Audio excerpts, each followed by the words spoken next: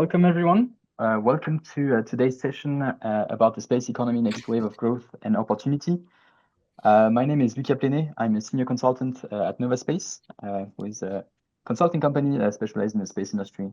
We've been active in the space sector for over 40 years now, and we basically do typical consultancy services in the space industry, all the way from market intelligence reports to dedicated consulting missions, but we also organize summits, the most famous one being the one in Paris in September, the World Space Business Week. If you have any questions on those, feel free to send me an email. Happy to take those. And now let me introduce our panelists for today. So today we're joined by Ronald van der Breggen, who is the Chief Commercial Officer at Rivada. Alex Martin, who is the CEO at Riva Advisors, Prasanna Nagarajan, who is the Chief Innovation Officer at OQ Technologies, and John Worthy, who's partner at Field Fisher. Thank you everyone for joining in today's session. I'd love to have a couple of introductory words about the space economy, just to set a little bit the context and to guide today's discussion. So I'll try to be quick, but here we go. So as I was mentioning in the introduction, we publish each year around 20 market intelligence reports about all the different verticals in the space industry. And at the end of the year, we basically consolidate them into, as I like to call it, one report to rule them all, basically the report on the overall space economy. So what does it look like? This year, we've estimated the space economy at around 600 billion, so 596. And basically, you have as many estimates about the space economy as you have people on Earth. So it all comes down to the scope. What are we talking about? What are we including in the scope? We do include two different things. I mean, three, but it's not shown here on the screen, but basically two, the space market on one side and the enabled application on the other. Looking at the space market, basically to explain it in the simplest manner, it is basically the space industry. So people who are working in space or with space directly, so going from prime, satellite primes to launch service providers to people who are manufacturing and operating the ground segments, all the way down to satellite operators, of course, and value-added service providers. This is what constitutes basically the space market, and this is estimated to be only 224 billion out of those 600. On the other side, we have enabled applications. This is a little bit more indirectly linked to the space industry, because here we're talking about value that is not directly linked to any space player. For instance, if I take my phone and I want to call a Uber, I'm going to be linked to a Uber driver through GNSS signals, and basically I'll create value through this. This is, however, an indirect value because it's not directly linked to the space industry. It's through Uber, who uses GNSS signals. But however, it can be counted in the space economy because it is linked to the space industry. Somewhere in this process, you have a space signal and you get to space. So basically, we can include this in the global valuation. However, everyone around this table can agree that Uber is not directly linked to the space industry. And so we try to separate this from the space market. So it is important to understand this kind of distinction because it tells a very different story, especially when you just look at the global numbers that are increasing. But however, when you kind of dissect a little bit the numbers, it is a different story. On the financing side, so we have private investments that stand at around 6 billion in 2024. And the government investments, which are the lion's share basically of this of the money flowing in, are the government investments, which are steadily increasing since at least the 60s. All right, looking a little bit on the projections. So over the next 10 years, we estimate the total space economy to be 945 billion by 2033. However, so growing, almost doubling in 10 years. At a 5.2% compound annual growth rate. However, if you look into the details, again, a different story is told because most of the growth is coming from the enabled applications, which is mostly linked to basically the standard of living increasing across the world. and people more and more using smartphones and GNSS-based signals to get services. The space market or the space industry is growing as well, however, on a much lower pace, only a 3% compound annual growth rate over the next 10 years to reach around 300 billion in 2033.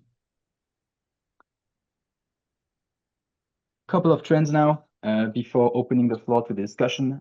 So 2024 has seen the rise of vertically integrated players such as SpaceX, who have kind of disrupted a lot of different segments in the industry, whether it is the launch industry, the SATCOM, now the EO industry as well, with the NRO and the Starshield kind of off-the-shelf constellation they've provided to the NRO. We've seen them now as well go into the D2D market, which is emerging. So we also see now Amazon Kuiper satellites being launched. So it is the rise of the giant, and it has some impacts throughout the value chain, which leads as well to a consolidation trend.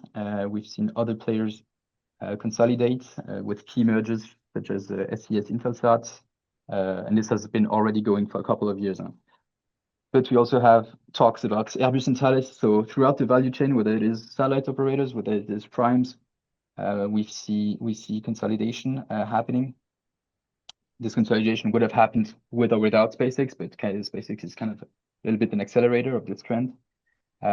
Looking at the funding landscape, we've seen as well a growing defense budget. We've seen a decrease in private capital since 2021.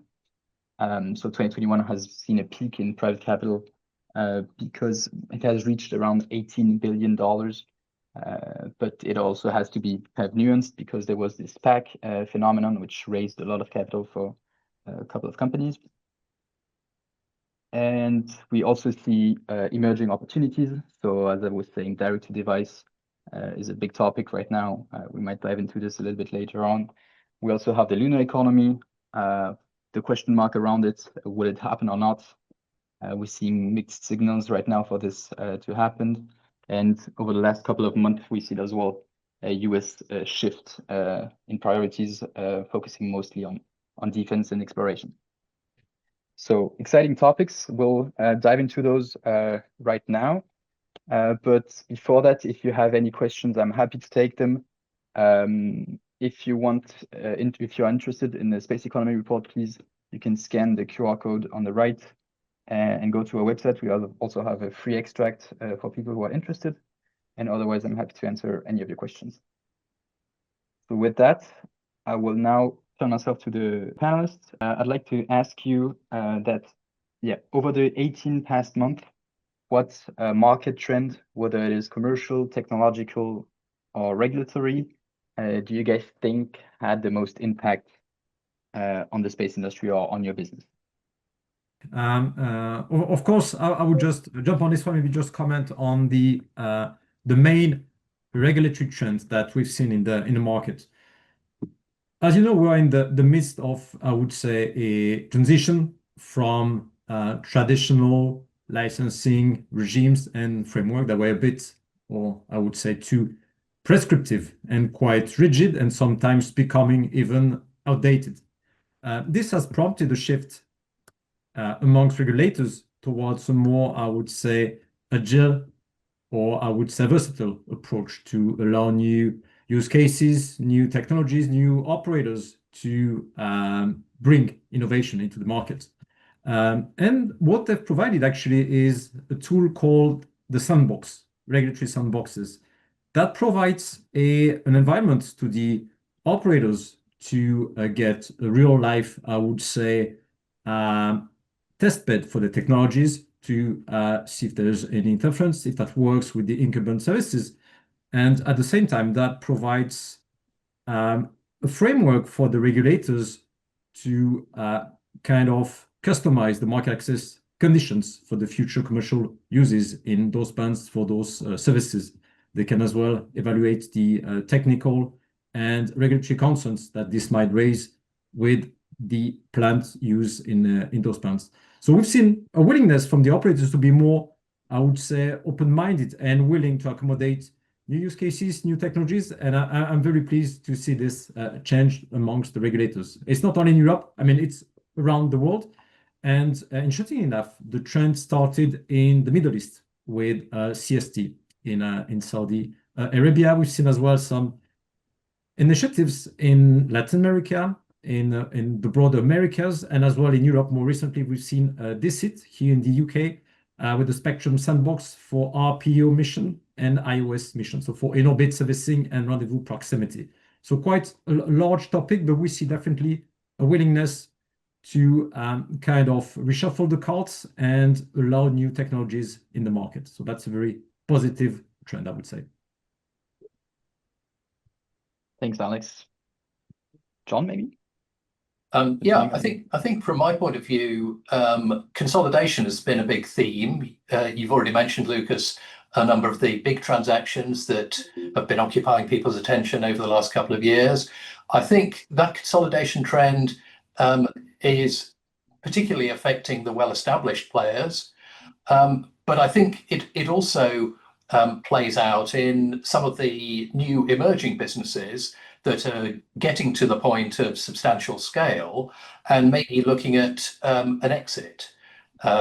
Clearly, for some businesses, as they grow, then the objective is to keep growing and establish themselves as substantial players in their own right. For others, maybe they get a unmissable opportunity, perhaps when they have an approach from an existing player. And I think what we're likely to see going forward is perhaps increasing interest in selective acquisitions from related sectors, people who are not traditionally in the space sector, but see value in establishing a position, maybe taking a minority stake in some of these businesses. We do a lot of transactions of that type here at Fieldfisher, and it's the sort of thing that I would expect we're going to see continuing over the next 12, 24 months or so. All right, Prasanna, maybe?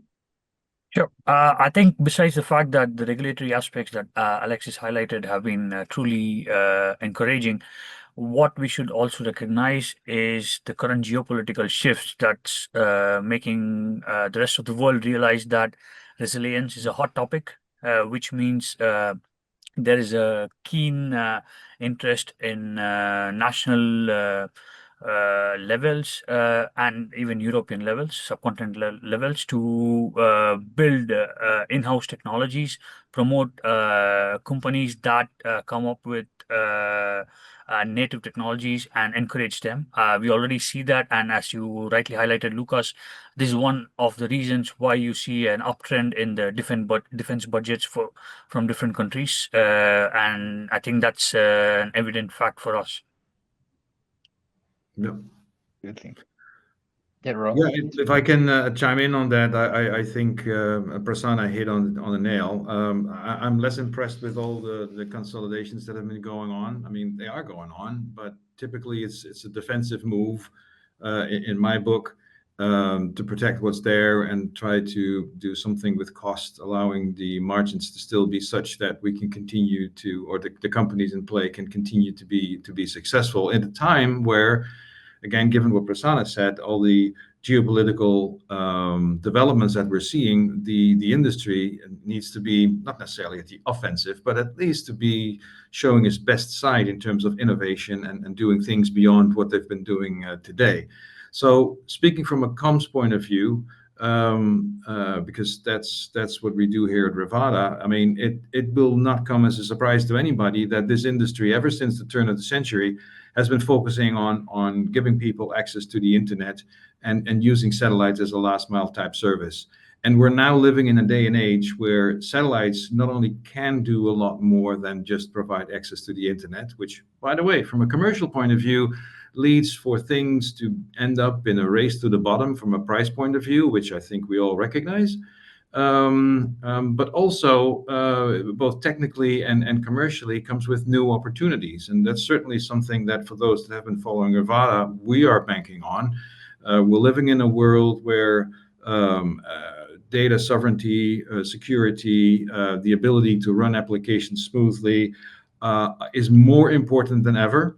And satellites can play a fantastic role there. I mean, whenever it comes to quote unquote serious comms, people have always been turning to terrestrial infrastructure, be it microwave, be it fiber. And, you know, this is in no way, shape, or form me trying to say that we're doing things better than they can do in the terrestrial world. We just do things differently. And so the conversations that we have going on and the trends that we find ourselves in are one of, we need a secure way to get data from A to B. We've been putting a lot of effort into making sure it's secure when it's sitting idle in storage and you know, with cloud providers and what have you. But once we start moving it from A to B, we feel exposed, we feel vulnerable, and satellites provide a great way to help alleviate some of the concerns that are there. You can go up, you can go across, and you can go down and not touch anything on the ground is one of our key value propositions at Rivada. And that comes with magnificent advantages in terms of security. You're offering that security on the lowest level of the OSI model, on the physical infrastructure layer, which is fundamentally important to those to whom data is critical to the success of their business, or, you know, for governments. And you know, the number of companies and government instances that are fully reliant on this infrastructure, on this data, is just growing and growing. So consolidation, yes, but that's not what will move this industry forward. What will move this industry forward is we're more into tune with what are requirements today and recognize the value that space assets can bring relative to terrestrial assets, and start deploying them in a way that actually makes more sense than just providing internet access, which you know, has never been and probably never will be ultimately a good business model. It's interesting which touch upon talking about a lot about security, but maybe also cybersecurity, and this kind of introduces to my next point about the challenges. What do you guys think are the most pressing challenges or the most biggest threats that are now luring over the space industry, and what are the rebounds I think they could have, what do you think, over the next year or so? Sure, I can go first on this maybe. Well, having recognized that there is true value that space infrastructure can add to the economy, and that given the scenarios, changing scenarios, you have a lot of new use cases and applications coming in, also encouraged by regulatory affairs. Now, the only pending point or the open point, or as we can call it a challenge, is how do we bridge the companies with the end clients? And this requires capital. Now, while we see that there has been a real uptrend when it comes to national budgets, what I would say, or the way I see it, also recognized by you, Lucas, in your report, is that there's been a downturn when it comes to private capital availability, right? And all of us here have to recognize that space is a capex intensive business, and we cannot, let's say, create a champion if you are not willing, if we are not willing to put a big ticket behind one. Take SpaceX is the best example you can take. If they did not get their NASA contracts as they did, multi-million-dollar contracts, I don't think SpaceX would have survived today. And I think a classic example I would give today is the case of D-Orbit, a European company doing that. They very recently were awarded over $100 million of ESA contract to do in-orbit servicing, and I think it's an excellent move to champion one company, which is probably quite a sizable amount of the country's national budget for space programs. And that's probably a good example of how we should start looking at how we promote space economies within the EU or the region outside of the Americas. You know, if we were to compete with what's happening with our friends across the Atlantic. Absolutely. John, maybe? Yeah, I think from my perspective, and this actually echoes some of the comments that Alex made at the top of the call, it's some of the regulatory challenges around sustainability of the space environment. I think we've all recognized for some time that particularly LEO is increasingly contested and congested, and that problem is not going away anytime soon. But the regulators have been looking quite intently at how to make sure that space is going to continue as a viable environment for this generation and for future generations. Now, alongside that, they're looking at safety and resilience across the entire LEO band in particular, but it goes more broadly than that.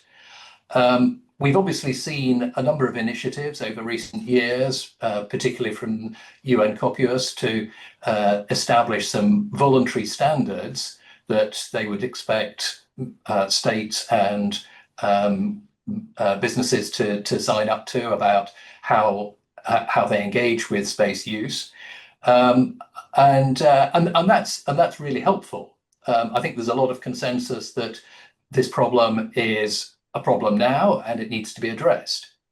Of course, from a regulator's point of view, they're in the business of setting defined standards, setting mandatory standards that any regulated body has to step up to.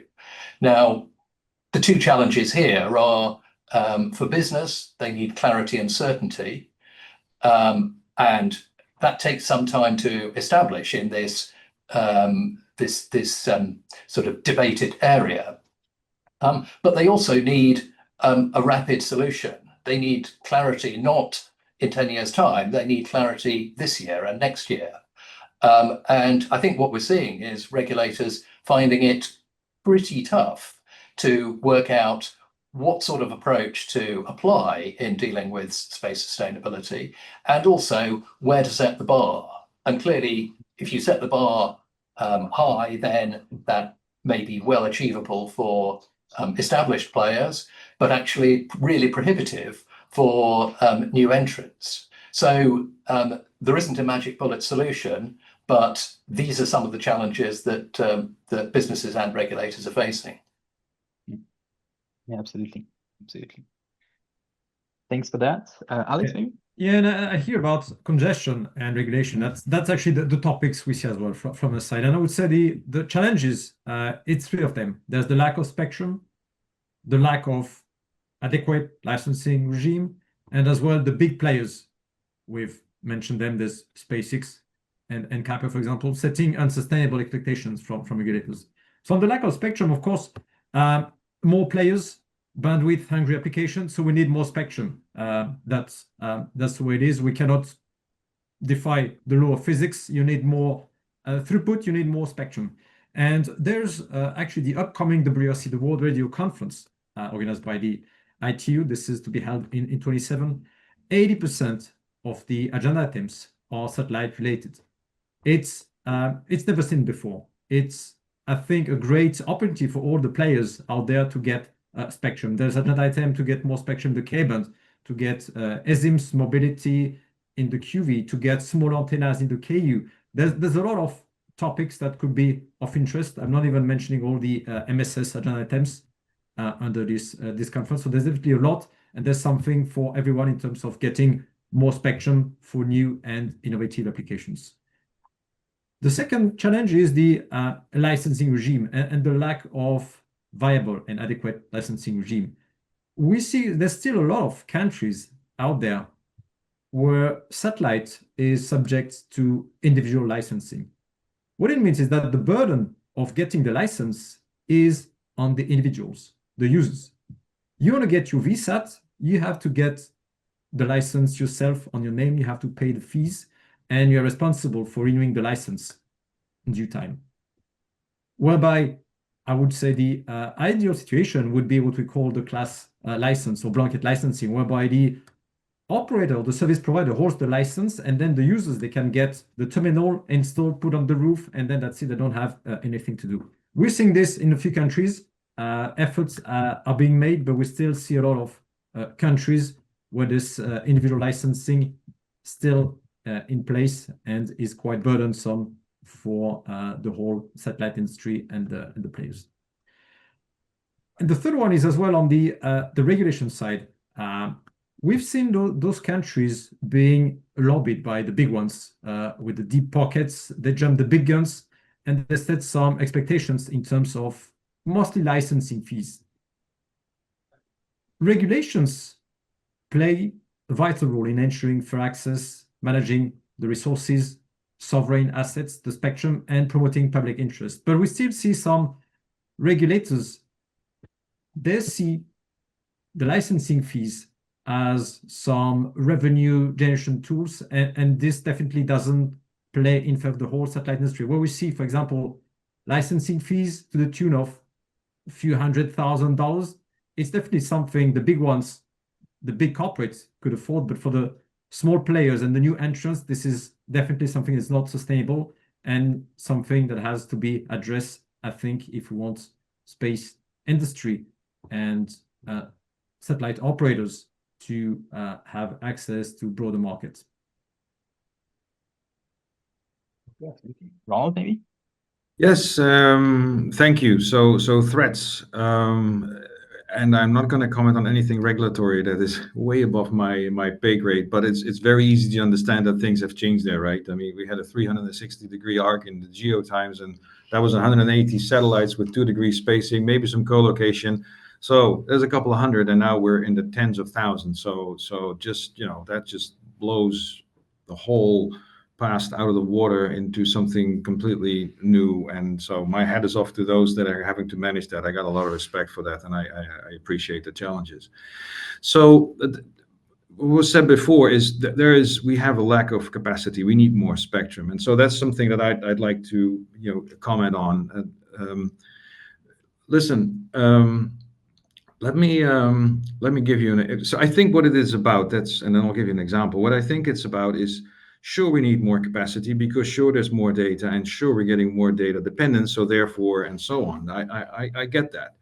But it's also about what do we put on what? I mean, satellites will never be the primary route for big bulks of data, simply because there's no world in which there's enough spectrum to do that. And so let me give you an example. Some of the discussions that we're now having with telecom operators is on topics that the industry has been having for a long time. It's cable restoration. We're living in a world where subsea cables are in focus again because cable cuts and people are worried, and the ships hovering over data cables, it's in the news, and so we're having those discussions.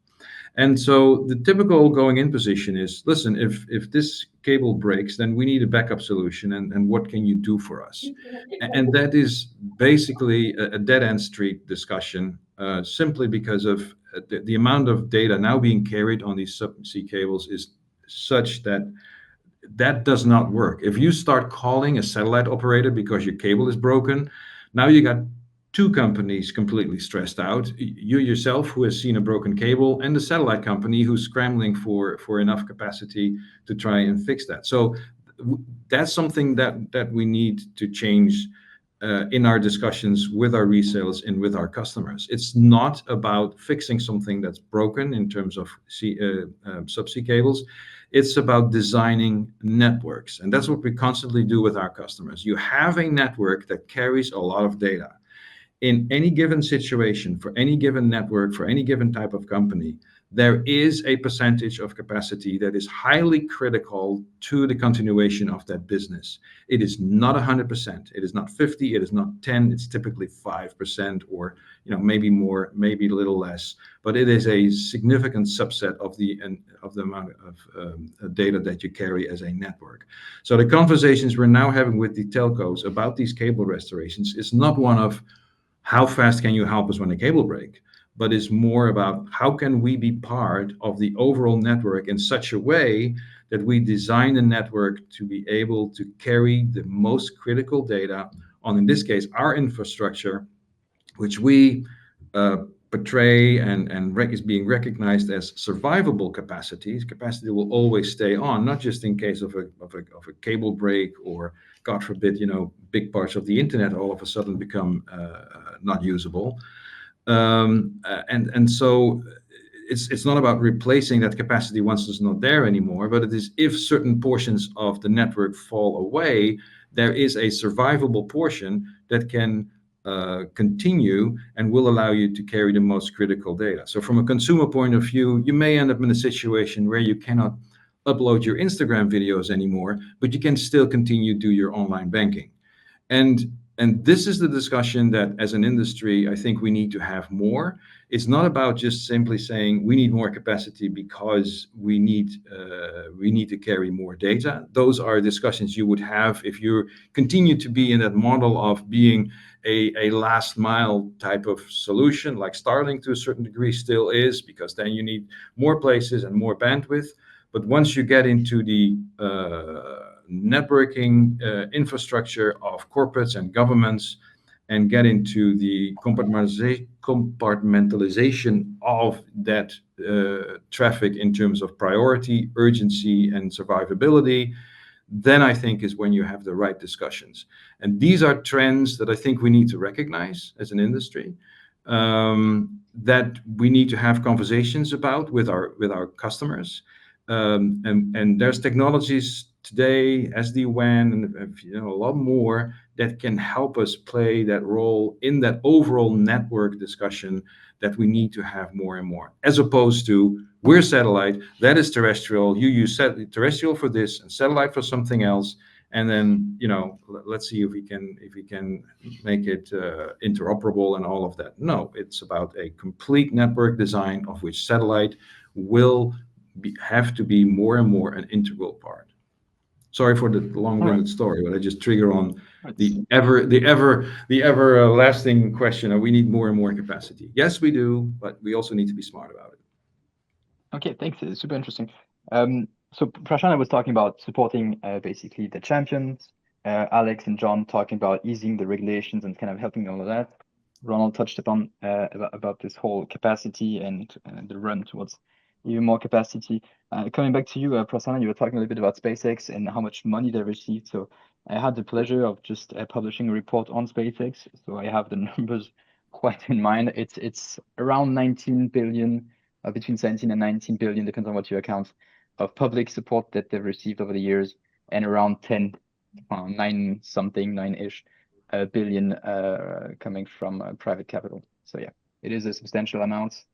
And of course, there has been a lot of very supportive programs that helped SpaceX achieve. And Lucas, I think that's one other thing that as we need, that potentially is even a threat, coming back to your previous question. Mm-hmm.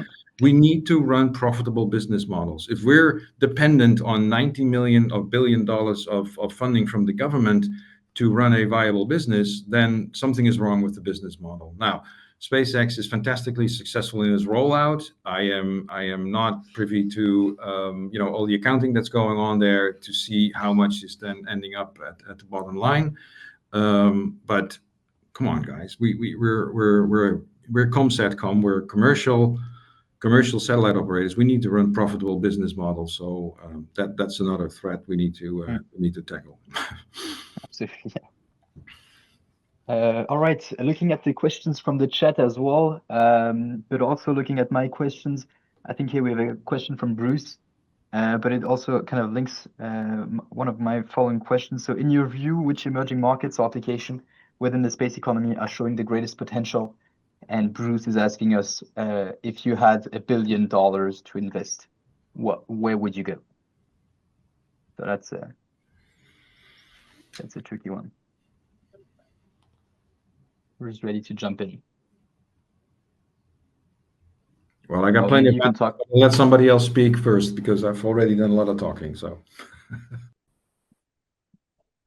maybe you can talk more about the wider, which application are showing the greatest potential in your opinion, or maybe the growth. I'm happy to, but I don't want to take up other people's time, because I feel like I've already been saying quite a bit. Anyway, since you're pushing me, I mean, I think I said it to a large degree already. I think this industry is maturing. I think we're getting more and more involved in mission critical type applications, and we're living in a world in which the criticality of communication is become more and more prevalent. So I think this is where the biggest opportunities lie. They certainly do not lie not in more internet access, in connecting more people. But as important as it is, and I'm not saying we should stop doing that or anything. That's not the point. The point is now about what are the biggest and most successful applications. And I think those are the applications that help people build a network that can remain sovereign, that are reliable, that are secure, that have survivable aspects into it that will allow them to continue run application even if worst comes to worst. That is where the opportunity for the satellite industry is. It's certainly something that Rivada is focusing at this point in time. So yeah, that is where I think we should focus on as an industry. And that $1 billion, of course, that would go straight into Rivada, because we're a project financed organization. So there's always room for more money. So that's an easy one. Prasanna, maybe? Do you have any opinion on that? Or any Sure. I think I tend to agree with Ronald here. I think connectivity for critical infrastructure is a key use case in an application that's coming up, and I think it's evident from what's happening with IRIS². I think that's one of the key objectives of IRIS² as well, to offer multi-orbit connectivity for multimodal networks. So having said that, definitely one of the key game changers we believe at OQ is going to be the direct to device and direct to smartphone connectivity with the emergence of, or let's say, amalgamation of sort of satellite and the telecom industries. You see already two worlds that has been separated for decades now, since the very beginning, are coming together with the standardization of 4G and 5G technologies for non-terrestrial networks. The telecom industry, it's already a $1 trillion market now. With the introduction of satellite services as part of it, there is a huge opportunity there as well. Now, having said this and combining this with what Ronald said about data resilience, data sovereignty, and verticals such as governments or defense, where such infrastructure would solidify the position of such parties, would definitely be a game changer. I mean, the greater good of the world, yes, it's always in the view, but at the end of the day, if the service cannot be paid for, it's not a profitable business. And I think that's was spot on from Ronald. We have to make profitable business models, and I think this is where the money is. And having said this, for sure, there might be other applications or markets that will come up, but we believe, or at OQ, that this is going to be a huge game changer for us. Absolutely. Maybe Alex and John, talking about this 5G upcoming networks, what do you think are the primary drivers and barriers to this market to expose the potential growth opportunity of satellite 5G? I think, I would take this one, John, if you don't mind. Sure. Of course. I think the main point here is, of course, the connectivity and bridging the digital divide. And here we see clearly that there's some policy aspects and policy goals set by the regulators in terms of reaching to the underserved areas or people in remote areas. So there's definitely here I would say, policy goals to reach to the last mile and to everyone. That's one of the main driver. But the main barriers as well is, I would say, I would highlight the gap or the inadequacy between the policy and the regulation. We've seen the regulation setting some unintended barriers for new players, new entrants to provide new services, and somehow they find it very challenging to deliver on the policy goals. So I think if there's a message to send out there, I would say to better work on a better integration between the policy goals and the regulation. Yeah, and I guess just looking at it from perhaps a different perspective, and conscious of many of the geopolitical drivers that we're all very conscious of these days, I think the industry has a huge amount to contribute in terms of defense resilience, capability, communications, observation, intelligence, all those things that perhaps have been there in the background, but are very much in the foreground these days. And I think I'm conscious just of the agreement that UK reached with the EU just a few days ago, which will focus, among other things, on defence and security, increased information sharing, the plan to develop a space-related security policy on a common footing. So I think that's an area we're going to see more of, and clearly it's a long-term play. Many people recognise that Europe has a bit of catching up to do if it's going to achieve a greater level of strategic autonomy, without necessarily always looking to our friends across the pond. But yeah, I think huge opportunity there over the long term. Absolutely. Just looking at the chat, so as a reminder, you guys can always ask some questions in the Q&A section. So if you click on the bottom of your screen, you can ask some questions to the panel. The couple of first questions about my introduction slides, I'll answer them in a separate email. Continuing a little bit on the D2D market now, because this was a hot topic and it still is across the industry. So we've seen a lot of partnerships taking place, whether it is between the satellite operator and the MNO, or between phone manufacturers and a satellite operator, or whatever it is. A lot of different partnerships are starting to emerge with very different business models, probably partnerships models as well behind. What are you guys' take on that? Where do you think the market is going with this? And do you think there's always some room for a new business model? Do you think those models will kind of shape and evolve over time? Yeah, what are your thoughts? Yeah, so I have been on the record for quite some time now that I like D2D and direct to sell, and it's all fantastic technology. I'm fantastically intrigued by all that. It's just that the business model to me is not yet that clear. And so I am yet to see a very compelling business plan that basically turns us into a profitable business. I guess I'm going back to what I said earlier. At the end of the day, you need to make a profit. So that's really what I'm waiting for. Again, fascinated by the technology, a little bit concerned about the business potential. Now, listen, when the iPad came out, I thought that was a crazy idea by Apple because it was just a big iPhone and that would never be a success. Boy, was I wrong. So I could be very wrong here as well, but that doesn't change the fact that I'd like to see the numbers. And so far, I've not been very successful. So I know, Lucas, back where you are, you guys do a lot of research. So if you could provide a little bit more context in that area, then that would certainly help me come up with a more well-rounded answer, I guess. So that leads me. We actually developed a product on the D2D market and on those partnerships. So yeah, happy to talk about it for the audience as well. There's a report available on this market, which is on the D2D and the IoT markets. So yeah, if you have any questions.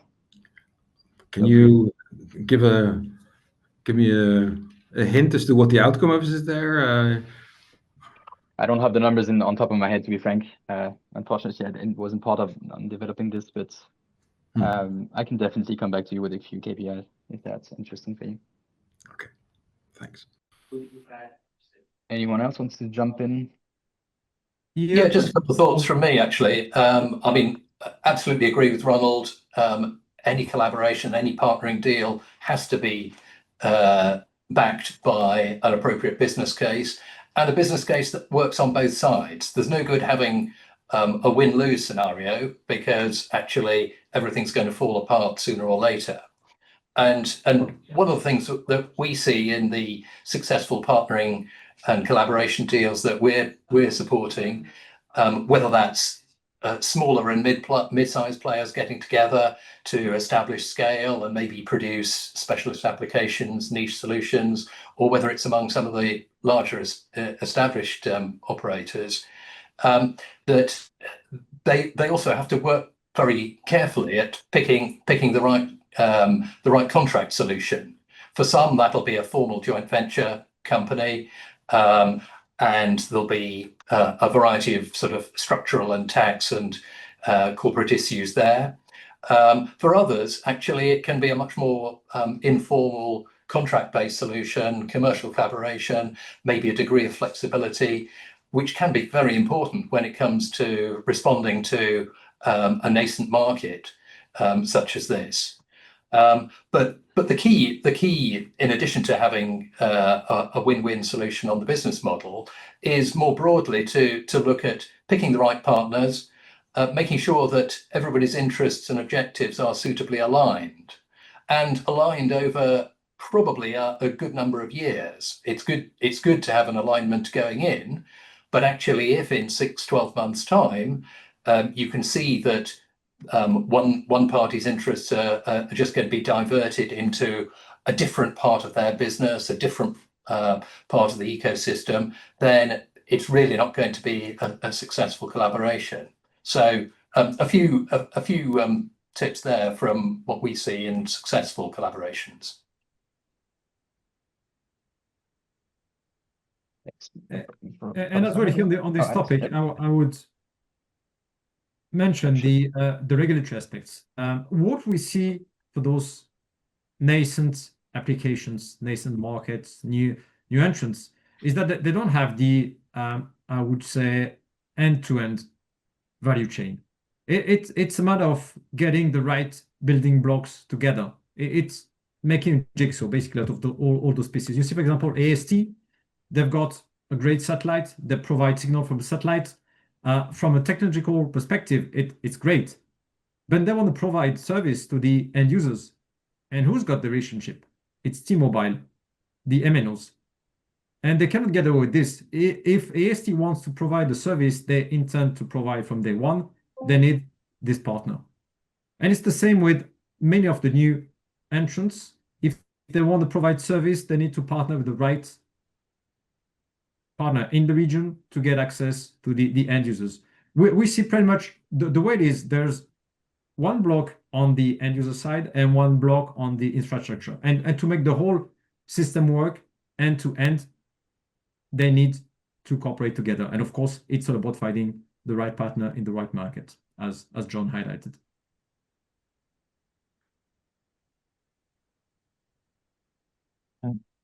Absolutely, thanks. Prasanna, maybe?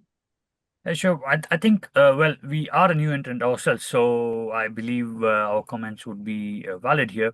The thing is, as Alex, John, and Ronald already highlighted, I'm just going to ape their comments, because the way we differentiate ourselves is through our partnerships. And by partnerships, we are talking about really big names in the industry who are willing and open to such partnerships, right? So nobody's questioning, that's a new company there. As long as you have a reliable business case to prove and the strategic visions of both partners are aligned, we are able to mix and strike such partnerships and make it fruitful. That's the most important thing here. And to name a few, I think this year we already signed roaming agreements with two of the leading MNOs, terrestrial MNOs, for providing satellite IoT roaming services, Deutsche Telekom and Telefonica. And Saudi Aramco, the world's biggest oil and gas company, has been our biggest client and anchor customer for our IoT services. So these are partnerships achievable as long as you have the right objectives aligned between yourself and your client, and also what you offer is reliable enough for your customer to engage with you and continue to be engaged with you. And I think this is also going to be the key differentiator when it comes to, I believe there's going to be an elephant in the room about SpaceX monopolizing the market. That's a huge concern. And I think this is where there's going to be a key differentiator and different market segments where everybody is going to have a slice of the pie, right? Good quality SLAs, service deliveries, and maintaining those customer relationships. And this is what will differentiate, because today I know for a fact that if you want to buy Starlink services, their SLA simply take it or leave it, right? There are no commitments. They don't serve the enterprise verticals. They don't serve government agencies and so on. It's completely consumer grade, best effort, take it or leave it. And that's where I believe new entrants can differentiate themselves and should do so. Absolutely. Just answering a question here from the chat. So the slides will be made available at the end of the call. So don't need to worry about this. Another question on the financial perspective. So it's more questions towards Ronald and Prasanna, but John and Alex, feel free to jump in as well. How do you see the investment climate changing? Do you see a recovery in the appetite of investors, or what are you feeling right now? Yeah, happy to go first. The world is changing very, very rapidly, and the investment appetite is also a function of that, is at least what we're noticing. So new players show themselves, existing players perking up, are showing more interest. So I think it's fluid in that the current geopolitical situation is starting to show changes also on the investment side, and some of these changes are very interesting. However, again, we're here in this satellite industry, so this industry has been around for a very, very long time. We were there when Nixon was in Beijing opening up China. We've all seen what's his name, Bill Clinton, giving a press conference with Boris Yeltsin when they were deep in the sauce. I remember that vividly, and that opened up Russia. We're now seeing some contraction in the market again, and on the investment side, we're seeing similar things. So nothing that you see today, I think, has staying power in going on for years. So we'll see the market expanding, we see the market contracting, we see investors come, we see investors go. What we're currently seeing is that the investments that we're talking to, and the conversation that we're having with, is from more locations in the world. There's always been a very high concentration in the United States. That seems to be shifting to more global, and we're seeing some interest from outside the traditional group of people, again, as a function of the change in geopolitics. When security becomes more important, that has an effect. When latency becomes more important, end-to-end latency, that is, not just up and down, you see different investors all of a sudden showing interest. And those are very, very interesting trends, I think. But at the same time, I also realize that what the situation is today will not be what the situation is tomorrow. So you still have to make sure that you are there with the right product at the right time for the right investor, and then do the deal at that point in time. So it's still very dependent on having a good business plan, having showing some solid traction on the commercial side of things, as we like to believe we're able to do. Those basic requirements are always there and will always stay.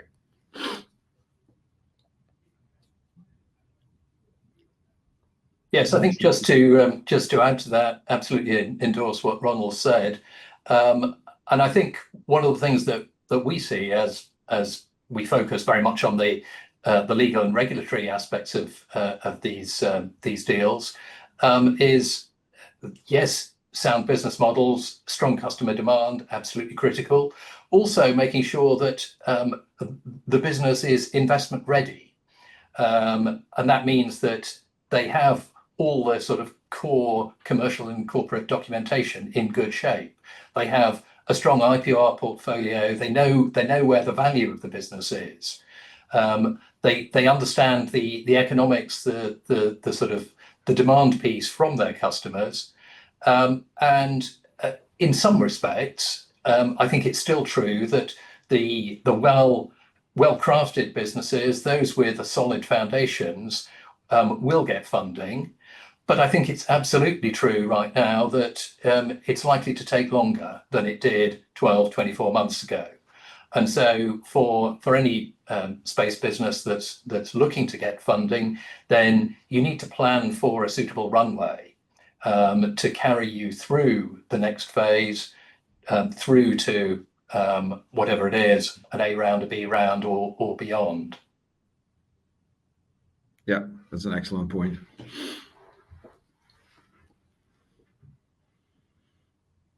And I think on this point on the financing as well, we see some renewed appetite, mainly driven by the increasing diversity and boldness of emerging business models.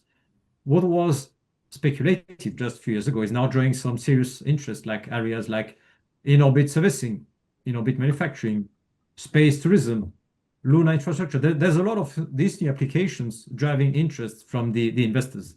And I think what is drawing their attention is how can space make the Earth a better place? And we've seen quite some very creative business models we couldn't have thought a few years ago, like planning the weather for improved traffic management. That of course helps and of interest for the airlines in terms of carbon footprint and savings as well.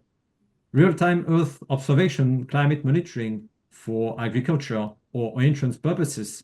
Of course, there's the direct-to-device consumer broadband, but now it's much more than just the connectivity. We see a lot more applications from space, and I think that's what drives as well significant part of this appetite for the space economy. Yeah, pending, of course, compelling business cases behind them. Mm-hmm. Which are not always the case, but most of the case. Prasanna, maybe? Yeah, sure. I think, again, this is something I already stated.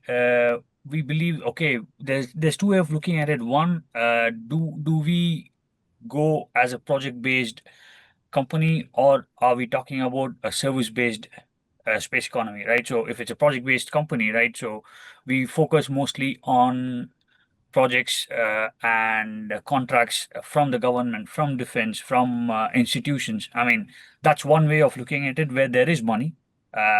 While if you're thinking about providing commercial service, which is capex intensive, and you might need a lot of front loading on investments, there we see that there is a downtrend, and this has to be recognized, especially outside of Americas. Now, having said this, we also see at the same time, which I find it a bit discouraging, is that we also see European investment firms mostly investing in American companies and not encouraging local champions. And this is why I go back to the first point I said, that you need a big ticket to, champion a local hero. And this mindset, at least I hope, changes in the near future. That would be my take on this. Okay, perfect. We're reaching the end of the time, so I'd like to thank my fellow panelists for today's session. It was super interesting. Thanks for the insights and for sharing your thoughts with us. Any questions we didn't have time to answer will be answered in a separate email. These slides will be made available as well for our audience. And so, yes, a big thank you. The next session will be From Insights to Action, Unlocking Autonomous Satellite Networks with AI, Machine Learning, and Cloud Native Technologies on the 26th of June at the same time, around 3 p.m. UK time or 10 a.m. Eastern time. The registration link is shared in the chat, so feel free to register for the next session. And otherwise, a big thank you for my fellow panelists. And happy to meet some of you in Paris, and otherwise maybe in the next webinar.